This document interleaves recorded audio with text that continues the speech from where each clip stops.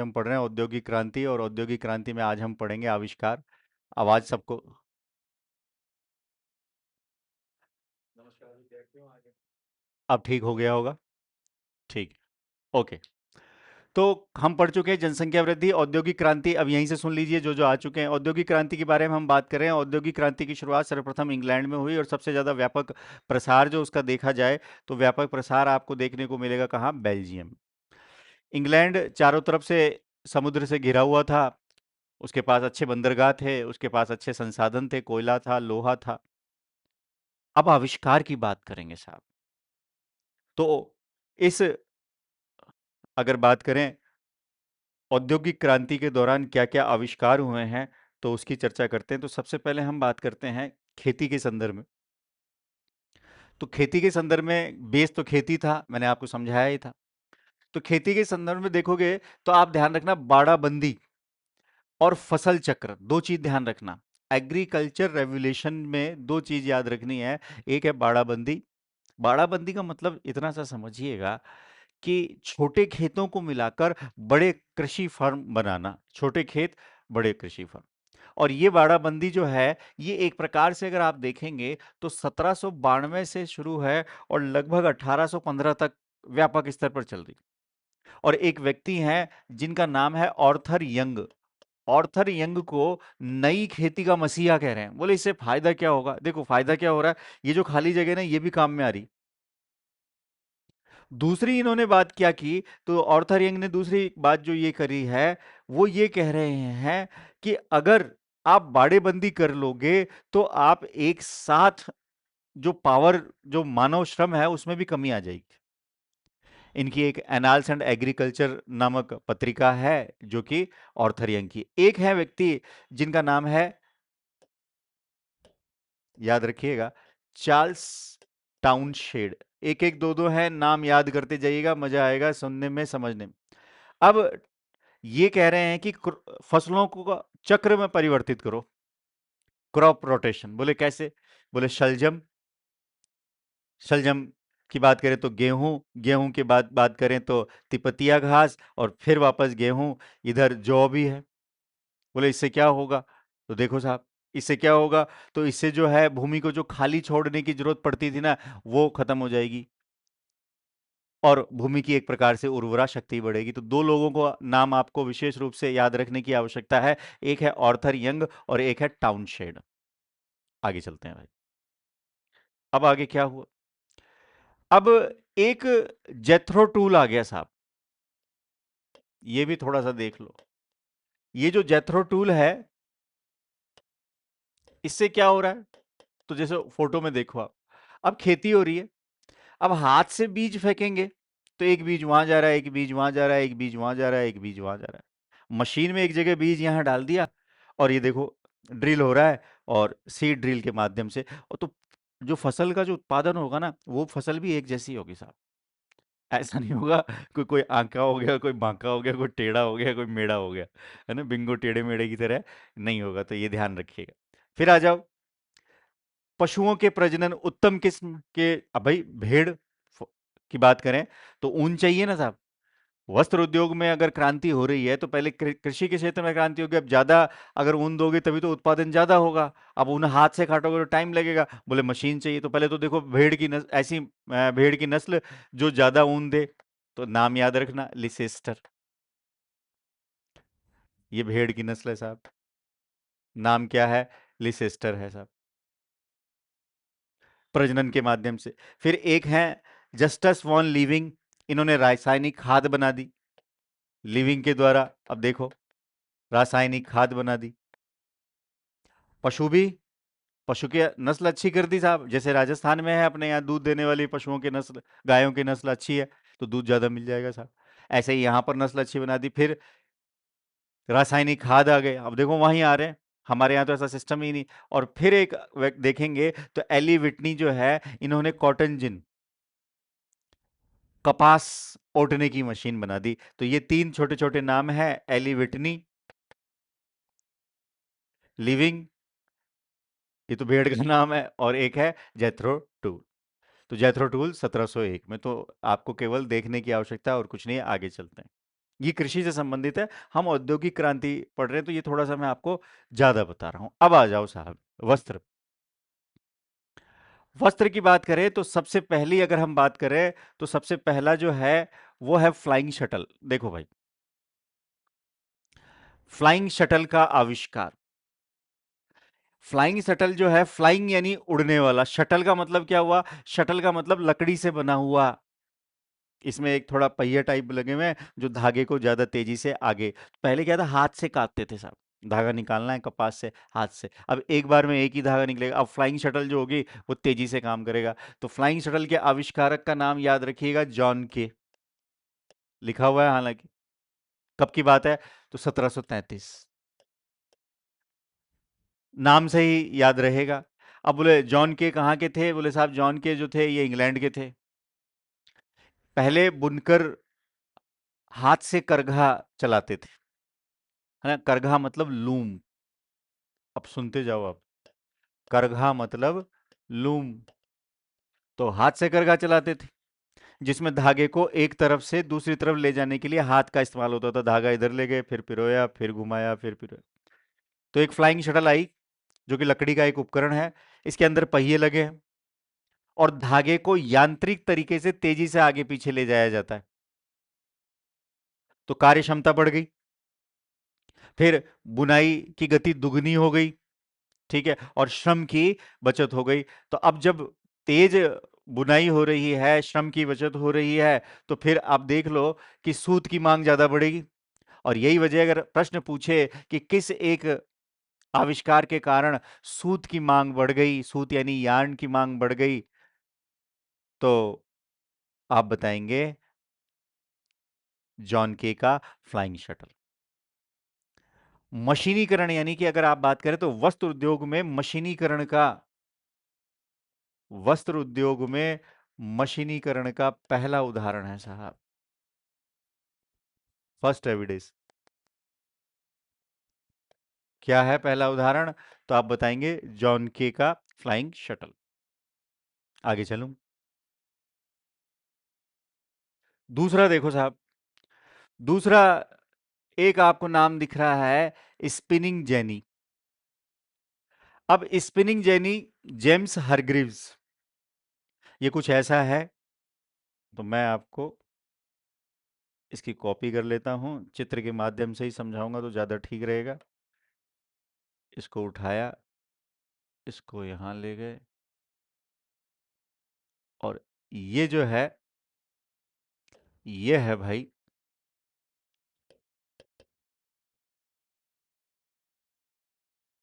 Spinning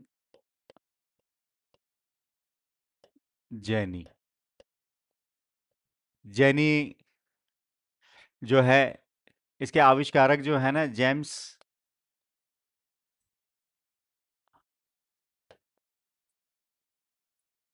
Hargreaves हैं साहब।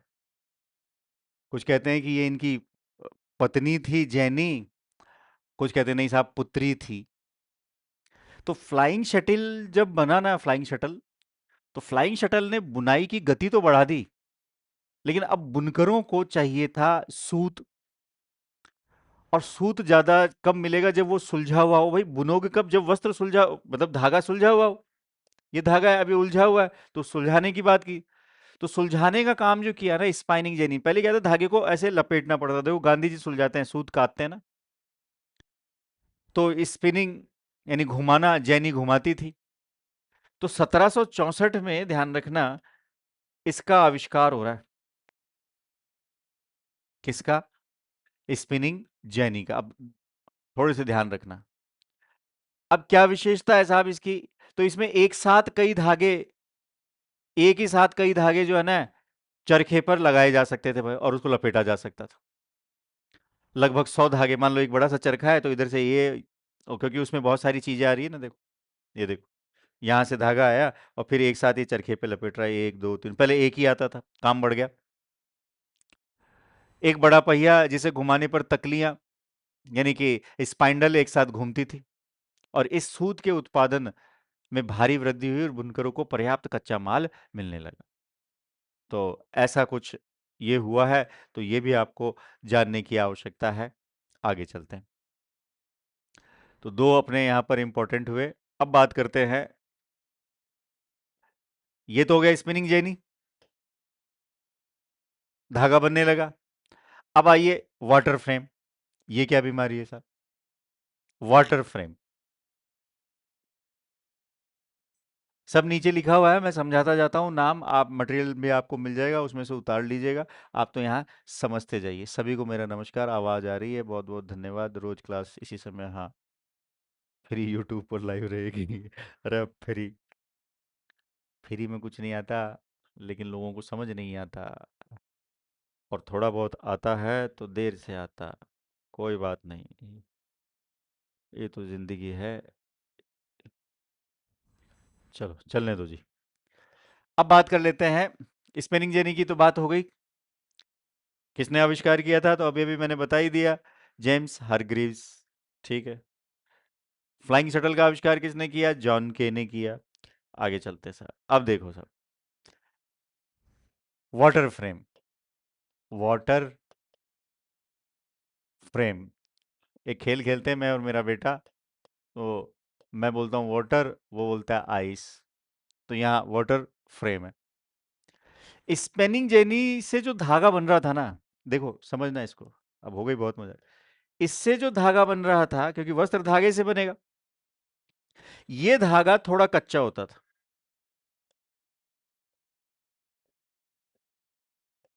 कच्चा धागा फट जाएगा, ज्यादा टिकाऊ नहीं होगा। और इस धागे की क्वालिटी में सुधार करने का काम किया है रिचर्ड आर्कराइट ने। Who was the founder? तो आप बताएंगे, रिचर्ड आर्कराइट। ये जो रिचर्ड आर्कराइट थे, इन्होंने वाटर फ्रेम का आविष्कार किया है 1769 में। इसकी क्या विशेषता है कि ये मशीन जो है ना, पानी की शक्ति से चलती थी, और यही वजह है कि इसका नाम क्या पड़ गया? Water frame. अब देखो, इससे पहली बार मजबूत सूती धागा तैयार हुआ, जिसे ताना कहा गया। मजबूत सूती धागा रेडी, और इसे एक प्रकार से नाम दिया गया, क्या? ताना। अब साहब, जब प्रोडक्शन बढ़ेगा और डिमांड बढ़ेगी, तो अब ये घर में काम नहीं होगा साहब, अब ये काम होगा फैक्ट्री में। और ध्यान रखना, ये जो वाटर फ्रेम है, इसी ने एक प्रकार से जन्म दिया है फैक्ट्री प्रणाली को। सिंपल सा याद रखना, कॉन्सेप्ट है, अच्छी तरह समझ लेना, क्लियर कर रहा हूं। क्यों भाई? मशीन भारी थी, चलाने के लिए जल शक्ति की जरूरत थी, और घर में रखा नहीं जा सकता था, इसलिए वाटर फ्रेम को चलाने के लिए अब सिस्टम शुरू हुआ फैक्ट्री का। ठीक है भाई। अब स्पिनिंग जेनी हो गई साहब पिछली स्लाइड पे, वाटर फ्रेम हो गया साहब।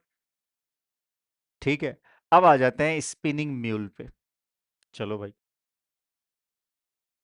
इसी को कॉपी पेस्ट कर देता हूँ। आज ऐसे लग रहा है मुझे कि साइंस पढ़ रहा हूँ।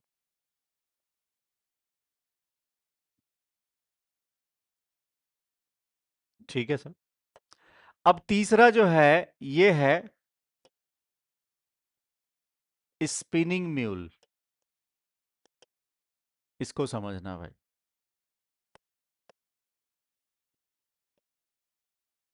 बस अब देखो, इस स्पिनिंग म्यूल में दो खूबियां थी। एक खूबी तो थी किसकी? स्पिनिंग जैनी की, जिसने एक साथ ज्यादा सूत काटने शुरू कर दी।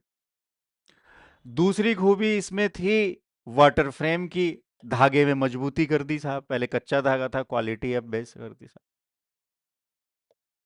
तो दूसरा वाटर फ्रेम।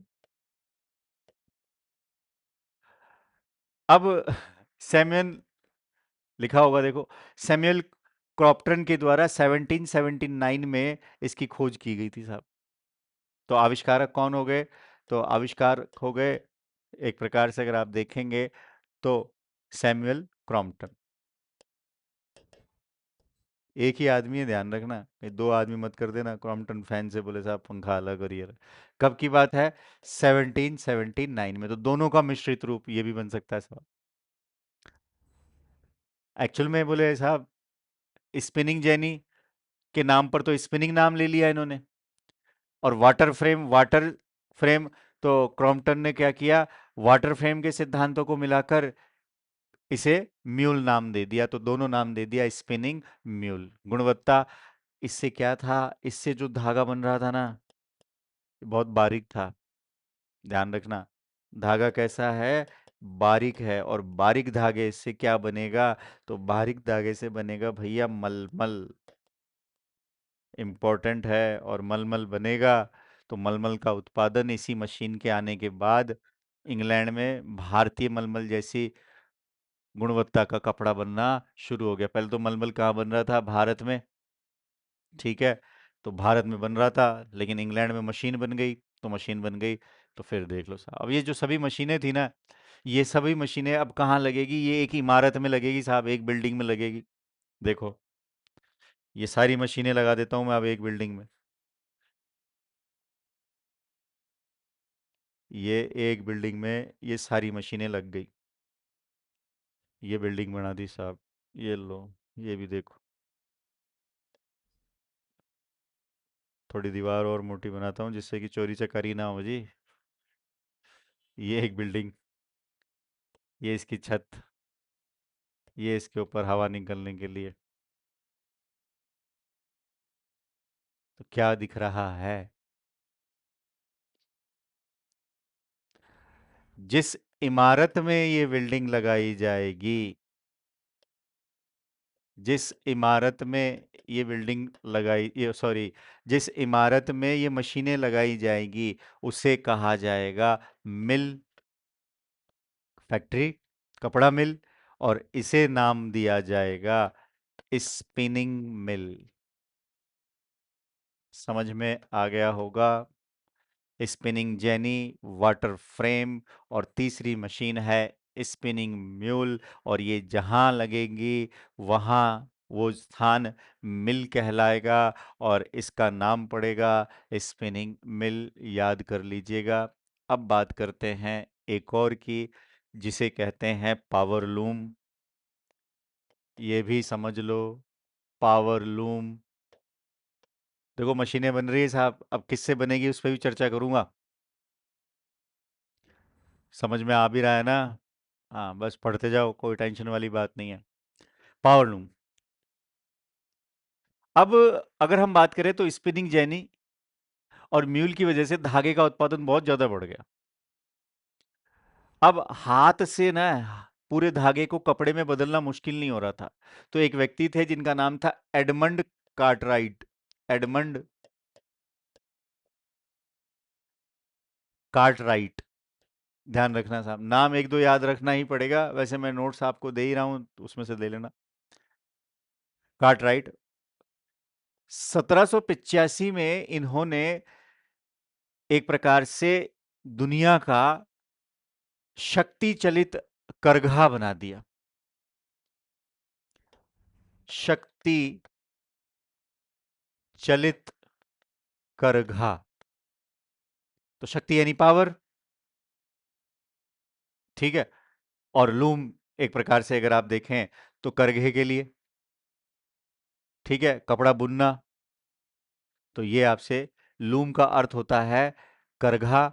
ध्यान रखना, लूम का अर्थ होता है करघा। और दूसरी भाषा में बात करें तो कपड़ा बुनने का ढांचा। कपड़ा बुनने के ढांचे को क्या कहेंगे, लूम कहेंगे, वो राउंड सा जो होता है, ठीक है। अब देखो फ्लाइंग शटल। फ्लाइंग शटल का आविष्कार हुआ 1733 में, बहुत तेजी से बुनाई हो रही है। देखो अब मैं इसको शॉर्ट में एक जगह करता हूं। सबसे पहला, याद करने के लिए, घबराओ मत, बस हिस्ट्री वाले जरूर आओ, बाकी सब्जेक्ट वाले जो आना चाहते हैं वो आओ। Flying shuttle. फ्लाइंग शटल की स्थापना 1733 में हो गई। ठीक है। इसकी वजह से क्या हुआ? धागे की मांग बढ़ गई।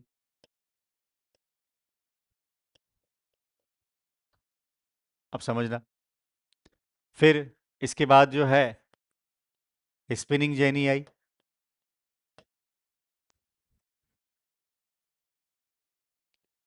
इसने क्या किया?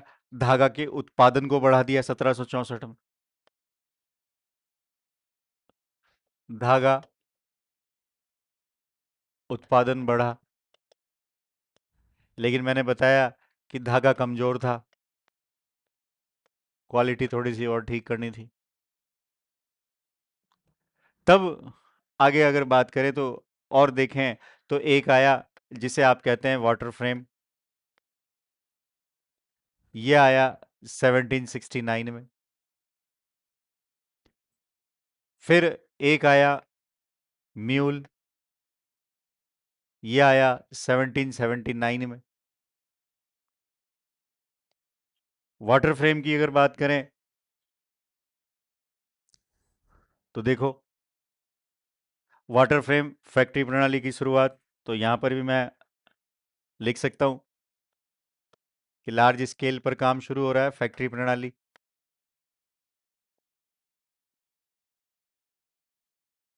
फिर म्यूल की बात करें तो धागा बारीक और मजबूत हो गया। यहाँ क्वालिटी में देखो, धागा बारीक प्लस मजबूत। तो यही तो चाहिए था मलमल के लिए। भारत जैसा मलमल बनाने लग गए साहब। और फिर एक आ गया जिसकी मैंने आपसे बात की थी, पावर लूम, 1785 के आसपास।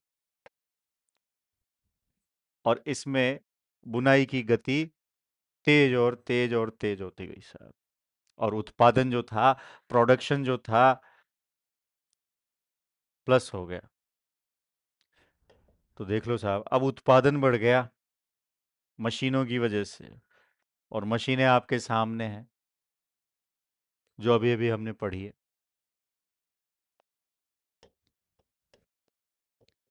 फॉर्मूला याद कर लेना, जैसा मन करे वैसा आप समझ लेना। आगे चलें। स्क्रीनशॉट ले लो चाहो तो, क्योंकि अब भाप के इंजन के आविष्कार की बात करेंगे हम।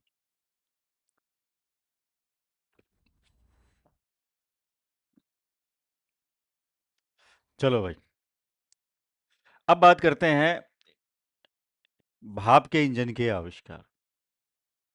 देखो, भाप के इंजन की अगर बात करें तो ये पूरा का पूरा सिस्टम है जो कि जेम्स वॉट के द्वारा 1769 में दिया गया। कोयला है जो कि आपको दिख रहा होगा, कोयले के ऊपर बॉयलर है, इसके ऊपर फिर वाष्प है, और यहाँ पिस्टन है, पिस्टन में दोनों तरफ से भाप आ रही है। फिर इसके बाद ये पिस्टन में एक तरह से ये जॉइंट किया हुआ है जिससे कि ये पूरा का पूरा सिस्टम चलेगा। और लास्ट में ठंडा करने के लिए कंडेंसर है। ये नहीं पढ़ना है, ये तो मैंने आपको बताने के लिए कि भाई पहला आविष्कार है। तो जेम्स वॉट ने भाप के इंजन का, स्टीम इंजन का आविष्कार कर दिया। और वाष्प शक्ति के कारण अब कारखानों को नदियों के किनारे लगाने की मजबूरी खत्म हो गई था। सबसे इंपॉर्टेंट चीज, कारखाने अब कहीं भी, विशेषकर कोयला खदानों के पास भी लग सकते हैं। मतलब पहले क्या होता था, कोयला चाहिए। क्यों कोयला चाहिए? तो इंजन को चलाने के लिए। फिर कोयला चाहिए इंजन को चलाने के लिए, तो फिर नदियों के किनारे ही लगेगा, क्योंकि ठंडा भी करना है, पानी भी चाहिए, पानी गर्म करने के लिए इतना ज़्यादा पानी कहाँ से लाएंगे, क्योंकि पावर ज़्यादा चाहिए। तो अब इन्होंने सिस्टम ही चेंज कर दिया साहब, लाओ भाप के इंजन का। तो अब देखते हैं क्या किया। इसको समझने से पहले थोड़ा सा पीछे की चीज़ और बताता हूँ, इसको भी देखते रहिएगा।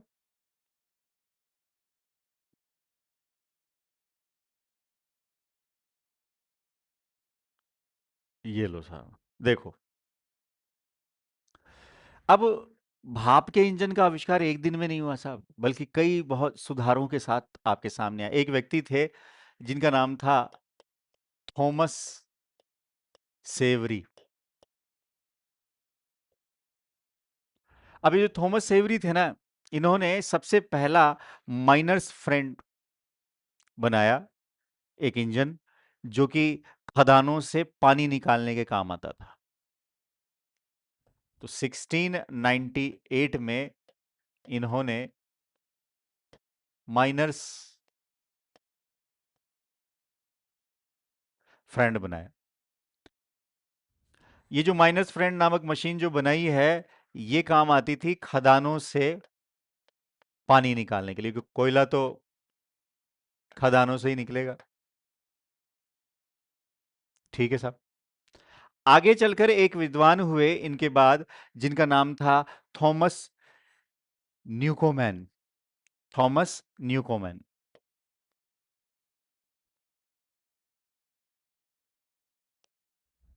न्यूकोमैन। थॉमस न्यूकोमैन ने क्या किया कि सेवरी के मॉडल को पढ़ा और कहा यार इसमें सुधार की जरूरत है। तो इन्होंने 1712 में सेवरी के मॉडल में सुधार किया और कहा कि ये जो इंजन है ना इसका, थॉमस सेवरी का, ये कोयला बहुत ज्यादा जलाता है और ऊर्जा बर्बाद करता है। तो इन्होंने सेवरी के इंजन में सुधार किया, ये इंजन बनाया साहब पहला। सेवरी के इंजन में सुधार किया। ठीक है भाई। फिर आए साहब जेम्स वॉट, जो आपको स्क्रीन पे दिख रहे हैं। और ये जो जेम्स वॉट हैं, इन्होंने 1769 में क्या किया कि ये जो थॉमस सेवरी हैं और थॉमस न्यूकोमैन हैं, इन दोनों के इंजन को दूर करके एक सेपरेट कंडेंसर जोड़ा, जरूरत नहीं है, और जोड़ने के बाद आधुनिक भाप इंजन बना दिया। और यही वजह है कि इन्हें आधुनिक भाप इंजन का वास्तविक संस्थापक माना जाता है। तो आप तो यह ध्यान रखिएगा, आधुनिक भाप इंजन का वास्तविक संस्थापक, क्योंकि वास्तविक संस्थापक इसलिए, वैसे तो यही है संस्थापक, लेकिन अगर डीप में थोड़ा सा पूछ ले तो आपको जानने की आवश्यकता है। और इसके आपको जो अंदर बॉयलर वगैरह है, सिलेंडर है, इसके बारे में कोई खास जानकारी नहीं करनी। तो ये तो थे जेम्स वॉट। आगे चलें। अब देखो साहब, अब इंजन चला रहे हो तो कोयला, अब देखो साहब कोयले की तो साहब बोले हमारे पास डर्बी में खाने हैं साहब, इंग्लैंड वाले कह रहे हैं। तो एक व्यक्ति थे जिनका नाम था अब्राहम डर्बी, देखो लिखा होगा।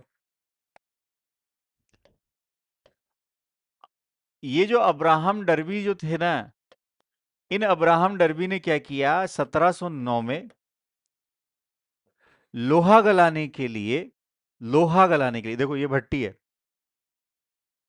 सपोज करो आपके हिसाब से भट्टी, अभी दिखाऊंगा मैं आपको, और इसमें लोहा गल रहा है।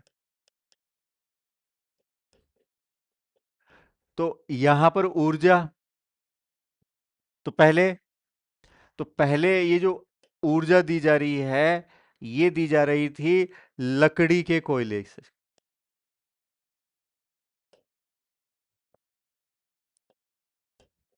यहां था पहले लकड़ी का कोयला।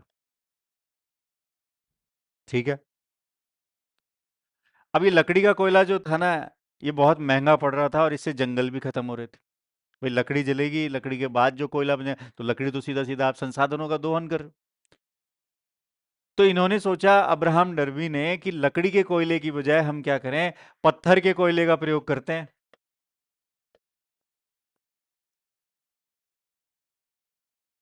बोले पत्थर के कोयले का प्रयोग मतलब इन्होंने पत्थर के कोयले का प्रयोग किया। पत्थर का कोयला जो होता है ना, लकड़ी के मुकाबले ज्यादा उच्च तापमान पैदा करेगा। और लोहा, अगर हम बात करें ज्यादा शुद्धता और बड़े पैमाने पर, अगर आपको चाहिए ना लोहा बड़े पैमाने पर चाहिए और ज्यादा शुद्ध चाहिए, तो फिर उसको तपाना ज्यादा पड़ेगा, गलाना ज्यादा चाहिए, और गलाने के लिए पावर ज्यादा चाहिए, और पावर कौन से आएगी, पत्थर के कोयले से। तो अगर पत्थर का कोयला जो जमीन से अगर निकल रहा है, खदानों से जो निकल रहा है, अगर उससे, तो खदानों से निकल, अब खदानों से निकालने के लिए फिर परिवहन भी तो चाहिए। पिक्चर देखी होगी आपने कालिया, अमिताभ बच्चन की। खदानों से कोयला निकल रहा है तो वो पत्थर के कोयले हो गए साहब। तो ये किसने बताया है? तो ये बताया है आपको सबसे पहले अब्राहम डर्बी ने। याद रखना। आगे चलें। अब हेनरी कोट साहब क्या कहते हैं तो ये भी दिखा देता हूं, देखो।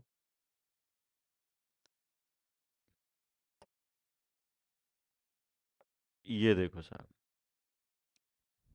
अब है एक हेनरी कोट। हेनरी कोट जो है, अभी दिखा भी दूंगा मैं आपको कैसा क्या सिस्टम है थोड़ा सा।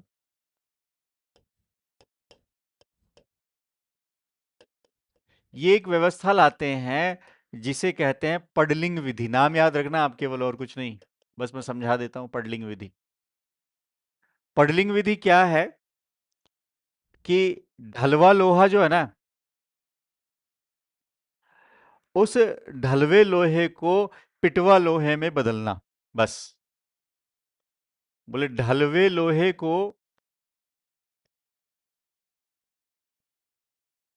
पिटवा लोहे में बदलना। इसको ही क्या कहते हैं? इसको ही कहते हैं पडलिंग विधि। मतलब देखो, ढलवा लोहा जो है ना, इसमें बहुत सारी अशुद्धियां होगी। पिग आयरन कहते हैं साहब। तो ये भंगुर होता है, और भंगुर क्या है, जल्दी जल्दी टूट जाएगा। तो उसके अंदर अशुद्धियां हैं, तो अशुद्धियों को एक प्रकार से जला के बाहर निकाला जाए। और जब अशुद्धियां समाप्त हो जाएगी ना, तब वो लोहा जो है ना पिटवा लोहा बन जाएगा। और जब ये पिटवा लोहा बन जाएगा ना, तो ये मजबूत होगा। ठीक है। और आसानी से फिर हम पुल बना लेंगे, दिख रहा है, जहाज बना लेंगे। भारी मशीनों का एक प्रकार से निर्माण होगा। तो भारी मशीनों का निर्माण होगा, तो फिर आपको औद्योगिक क्रांति में एक प्रकार से सफलता मिल जाएगी साहब। तो दो लोग आ गए, एक अब्राहम डर्बी और एक हेनरी कोट। अब देखो साहब, एक और विद्वान जो इस्पात बनाने की बात करेंगे, स्टील। ये देखो साहब, हेनरी बेसेमर। हेनरी बेसेमर, इन्होंने एक प्रकार से अगर देखें तो इस्पात का आविष्कार कर दिया साहब। हेनरी इस्पात कर लो साहब। लोहे से हल्का, लोहे से मजबूत, जंग नहीं लगेगा, जंग रोधक है। अब इसके आविष्कार से क्या होगा? इस्पात के आविष्कार से इस्पात का युग आ गया। रेलवे बन रही है, पुल बन रहे हैं, गगनचुंबी इमारतें। मजबूत है ना साहब। बोले इस्पात बना कैसे? तो देखो, ये एक नाशपाती के जैसा कंटेनर टाइप है। इसके अंदर अशुद्ध लोहा है, ढलवा लोहा है। इसे एक उच्च तापमान पर पिघलाया जा रहा है, नीचे से ठंडी हवा दी जा रही है, तो वो अशुद्धियां जो है पिघल कर निकल जाएगी। और फिर रेस्ट जो बचेगा, वो बचेगा आपका इस्पात। तो याद रखिएगा, हेनरी बेसेमर ने इस्पात की जैसे ही बात की, और पूरा का पूरा चेंज ही हो गया सिस्टम। अब चलते हैं हम, बिल्डिंग बन गई, सारी चीज बन गई। अब थोड़ी सी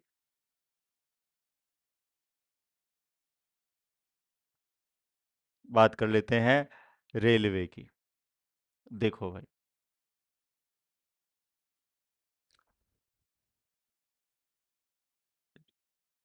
स्क्रीनशॉट लेते रहना भाई, क्योंकि स्क्रीनशॉट के बिना तो फिर कोई मतलब ही नहीं है।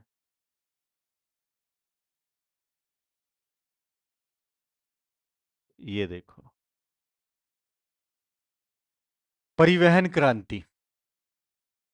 रेलवे का मैंने थोड़ा सा यहाँ जिक्र करना इसलिए सोचा है कि रेलवे के बारे में बता दूं, मैं पढ़ा भी चुका हूँ। देखो, परिवहन क्रांति, मैनचेस्टर से लेकर लिवरपूल तक पहली रेल आ रही है साहब। 1830 में है। और एक चीज और बता दूं आपको, ध्यान रखना, एक व्यक्ति हैं जॉर्ज स्टीफेंसन। जॉर्ज स्टीफेंसन, ये नाम याद रख लेना। स्टीफेंसन, इन्हें एक प्रकार से फादर ऑफ रेलवे, रेलवे के पिताजी कहा गया। ठीक है। तो पहले उस वाली स्लाइड को मैं पूरा कर देता हूँ, फिर इस पे आएंगे। चलिए, तो अभी तक आपने ये आविष्कार देख लिए, भाप के इंजन का आविष्कार देख लिया साहब, फिर इस्पात का आविष्कार देख लिया। अब आ जाओ, कुछ टीवी वीवी का आविष्कार भी दिखा देता हूँ। संचार क्रांति। संचार क्रांति की मैं अगर बात करूं तो औद्योगिक क्रांति के दौरान सूचनाओं का तेजी से आदान प्रदान करना था। भाई, प्रोडक्ट पहुंचा है कि नहीं पहुंचा है, कैश पहुंचा, लोग पूछते थे सामान पहुंच गया क्या। आज भी ऑनलाइन ऑर्डर तो कैसे पूछते हो, संचार के माध्यम से। अब उस जमाने में क्या है, देखो, आधुनिक डाक पद्धति आ रही है, ये ध्यान रखना, एक एक नाम याद रखना है। और आधुनिक डाक पद्धति के लिए जनक के रूप में जाने जाते हैं रोलैंड हिल।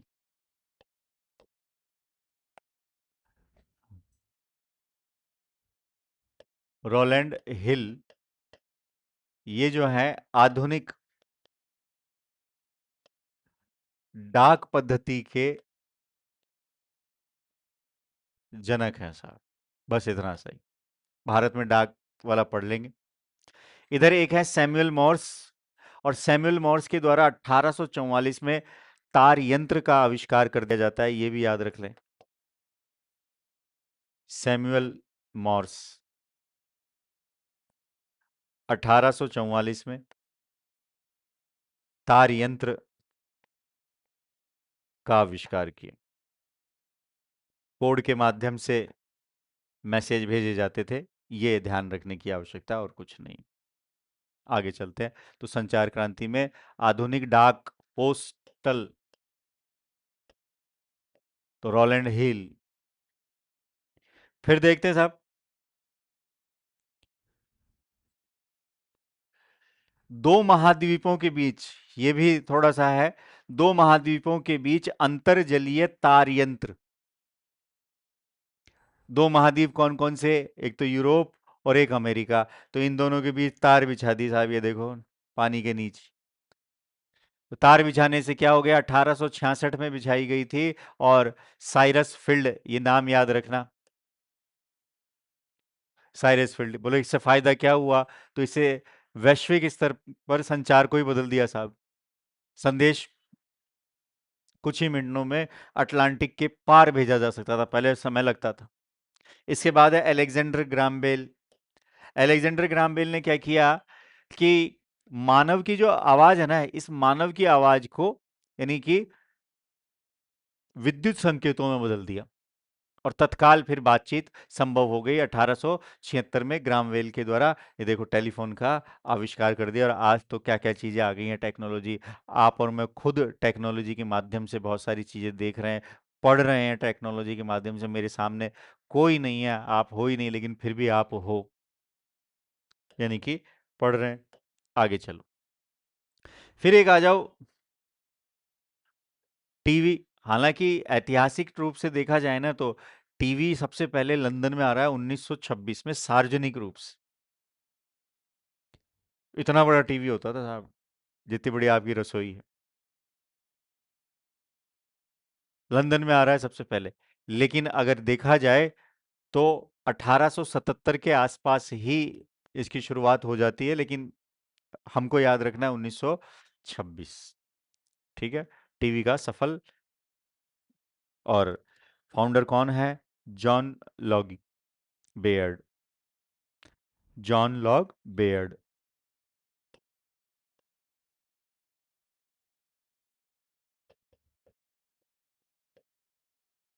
ये आविष्कारक। खत्म कहानी, आगे चलें।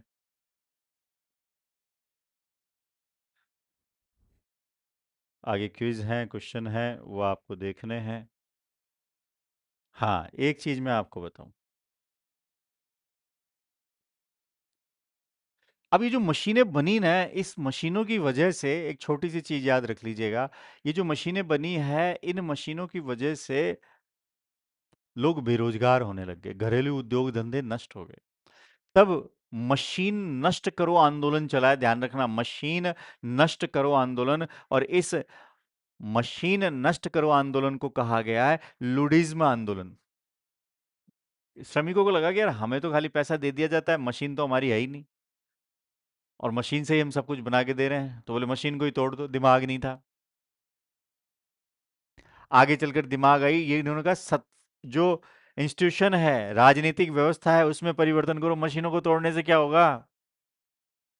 तब तो ध्यान रखना, पहला आंदोलन जो है इसका नेतृत्व जनरल नेड लूड के द्वारा किया गया है और उसी के नाम पर पड़ा है। तो लूडिज्म आंदोलन मशीनों को नष्ट करने से संबंधित है, 1811 से लेकर 1816 के बीच। चलो साहब, अब आगे चलते हैं और थोड़े बहुत आविष्कार देखते हैं। अब कौन कौन से आविष्कार हैं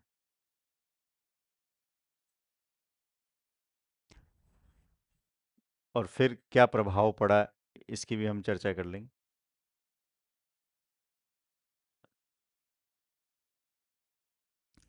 इंडस्ट्रियल रेवोल्यूशन जो है ना, इसकी वजह से टेक्नोलॉजी तो आ गई साहब, इसमें तो कोई संदेह नहीं था। लेकिन इस टेक्नोलॉजी की वजह से जो लोग अनजान थे और जिनको अपने अधिकारों के बारे में पता नहीं था, अशिक्षित थे, उनका शोषण भी हुआ। और इसकी वजह से साम्राज्यवादी प्रभाव आपको देखने को मिलता है। अब देखो रेलवे की बात कर लेते हैं। रेलवे भारत में मैं बता चुका हूं, 1853 में मुंबई से थाने के बीच पहली रेलवे लाइन आई। 1830 यूरोप की बात कर रहे हैं, इंग्लैंड में तो ट्रेन से पहले 1830 से पहले भी कई सुधार हो चुके हैं साहब, ये नहीं कि 1830। एक व्यक्ति थे जिनका नाम था, अगर बात करेंगे, रिचर्ड ट्रेवेथिक। एक व्यक्ति थे जिनका नाम था रिचर्ड ट्रेवेथिक। ये जो रिचर्ड ट्रेवेथिक थे ना, इन्होंने दुनिया का सबसे पहला भाप से चलने वाला रेल इंजन बनाया था 1804 में। 1804 में भाप से चलने वाला रेलवे इंजन बनाया। दक्षिण वेल्स एक जगह है, वहां पर एक खदान थी और उस खदान में लोहे और यात्रियों को ले जाने के लिए इसका इस्तेमाल हुआ। अभी सार्वजनिक रूप से नहीं हुआ, इंडस्ट्री में इस्तेमाल हो रहा है। देखो कुछ इस तरीके का बनता था पहले। आगे चलकर एक व्यक्ति हुए जिनका नाम था स्टॉकटन। उन्होंने कुछ सुधार करने का प्रयास किया लेकिन कोई खास बात आई नहीं। एक जगह है स्टॉकटन और एक जगह है डार्लिंगटन, तो मैं लिख देता हूं, स्टॉकटन से डार्लिंगटन। भाई मैनचेस्टर से लिवरपूल, ये तो याद है, मुंबई से ठाणे, ये भी याद है। तो एक याद रख लीजिए, स्टॉकटन से डार्लिंगटन 1825। यहां पहली सार्वजनिक रेल सेवा थी कोयला ले जाने के लिए, और इसका इंजन जो था ना, ये इन्होंने ही बनाया था साहब, जॉर्ज स्टीफेंस। ठीक है साहब, रेलवे के निर्माण में बहुत बड़ी भूमिका निभाई साहब। बात है 1829 की, तो 1829 में एक प्रतियोगिता हुई जिसमें रेनहिल ट्रायल्स कह सकते हैं उसको। और इसमें स्टीफेंस के जो इंजन है, उस इंजन का नाम था रॉकेट, उसको सबसे अच्छा माना गया। और उस इंजन की जो स्पीड जो थी ना, 38 किलोमीटर प्रति घंटे थी। 38 किलोमीटर प्रति घंटे, और अभी जापान के ट्रेन की स्पीड अगर आप देखेंगे तो आपको पता चल जाएगा कि 400-300 किलोमीटर। और पहला जो बनाया ना स्टीफन साहब ने, स्टीफेंसन ने, जॉर्ज स्टीफेंसन ने, उसकी स्पीड थी 38 किलोमीटर प्रति घंटा। सोचो साहब, तो उनके लिए चमत्कार। तो पहले पैदल चलते थे, बोले यार स्पीड से चल रहा है। आज तो खैर हवाई जहाज 700 किलोमीटर प्रति घंटे की रफ्तार से जोड़ता है, दौड़ता है, उड़ता है, सॉरी। तो समय व दूरी की बाधाएं समाप्त, और फिर आगे लोगों के लिए तो भाई मैनचेस्टर, तो तीन नाम, दो नाम मैंने आपको बता दिया। भारी मशीनरी और कोयलों को परिवहन आसानी से हो जाएगा, राष्ट्रीय एकता और एकीकरण की भावना आ जाएगी। रेलवे आज भी आप सब घूमे ही होंगे। अब आ जाओ साहब, सड़क। सड़क में अगर देखें तो मैकाडम का नाम देखने को मिलता है। John macadam. ये एक इंपॉर्टेंट नाम आपको याद रखना है।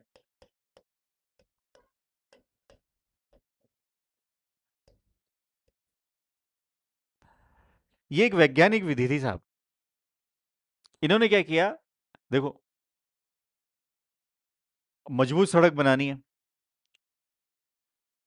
तो मेकाडम माइजेशन नाम दिया गया है इसको। भारी पत्थरों की परत के ऊपर छोटे पत्थरों की परत बिछाई जा रही है। देखो, भारी पत्थर, फिर छोटे पत्थर है। अब पहले नीचे भारी पत्थर, फिर उसके नीचे छोटे पत्थर, और बीच में स्लॉप बना दी गई साहब, ढलान बना दी गई, ताकि यहां से पानी आसानी से निकल जाए। आज भी इस पद्धति से सड़कें बनाई जाती है और सबसे पक्की सड़क बनती है, और इसी को एक प्रकार से मैकाडम सड़क कहा जाता है। ध्यान रख लेना, याद हो जाएगा, 2-3 बार पढ़ेंगे सब। तो ये है मैकाडम सड़क। फिर आ जाओ साहब, परिवहन की बात कर। अब रेलवे बना दिया, सड़क बना दी। एक है जेम्स ब्रिंडले।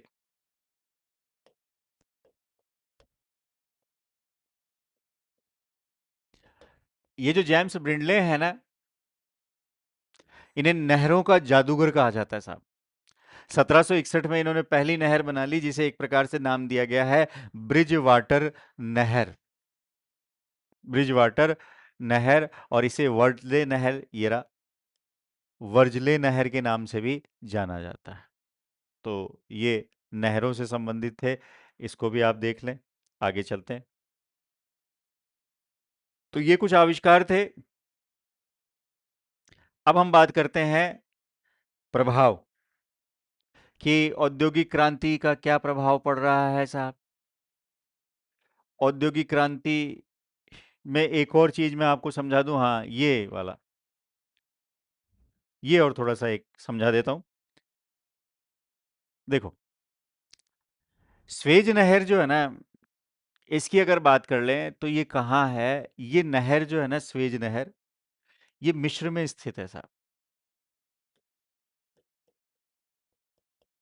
कहाँ स्थित है? मिस्र में स्थित है। लाल सागर और भूमध्य सागर को जोड़ती है। तो देखो, ये है लाल सागर और ये है भूमध्य सागर। ठीक है। इसके उत्तर में अगर देखोगे तो एक पोर्ट है जिसका नाम है सईद, और इसके दक्षिण में अगर देखें तो एक पोर्ट है जिसका नाम है स्वेज, स्वेज पोर्ट। तो एक तो पोर्ट हो गया सईद, और एक पोर्ट हो गया कौन सा? स्वेज। अगर पूरा मैप देखेंगे ना आप, तो मैप में आपको ऐसे दिखेगा कि कहां पर है, तो वो मैं आपको शो करवाता हूं, ये देखो। अगर वैश्विक स्तर के मैप को देखोगे तो ये इस तरह से छोटा मैप बनाता हूं मैं।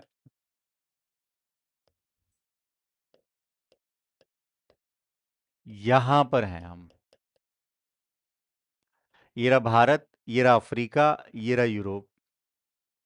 अब ये जो नहर है ना, इसकी वजह से अंग्रेजों को इतना लंबा चक्कर काट के नहीं आना था इंडिया का।